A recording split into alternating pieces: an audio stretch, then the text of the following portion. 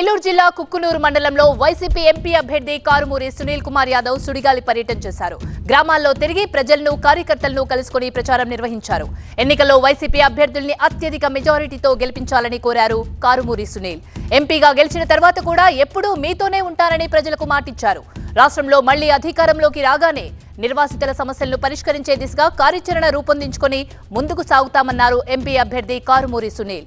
5 ఏళ్ల వైసీపీ పాలనలో అంతా సంతృప్తిగా ఉండడమే కుక్కునూరు మండలంలో ప్రజా స్పందనకు కారణమని చెప్పారాయన. వైసీపీ మళ్లీ అధికారంలోకి రాగానే రోడ్లు, పోలవరం నిర్వాసితుల సమస్యలు పరిష్కరిస్తామన్నారు సునీల్ యాదవ్. కుక్కునూరు ప్రాంతంలో తిరగడం జరుగుతుంది. ఎక్కడికి వెళ్ళినా చాలా మంచి స్పందన లభిస్తుంది. ముఖ్యంగా మహిళలు జగన్ గారి ప్రభుత్వం కంటే ఇదివరకు ఏ ప్రభుత్వం ఇలా చేయలేదు, జగన్ గారి ప్రభుత్వం మళ్ళీ రావాలని చెప్పి ప్రతి ఒక్కరు ఆశీర్వదిస్తున్నారు. ప్రోగ్రాం ఎంత చక్కగా జరుగుతుందంటే 2 గంటల ఆలస్యంగా నడుస్తుంది. ఎందుకంటే ప్రజలతో మాట్లాడుతూ మమేకమై వారి సమస్యలు తెలుసుకుంటూ అలానే వారికి భరోసా, వాళ్ళకి సుఖాలు కష్టాలని తెలుసుకుంటూ జరుగుతుంది. ఈ ప్రోగ్రాం చక్కగా ఉంది.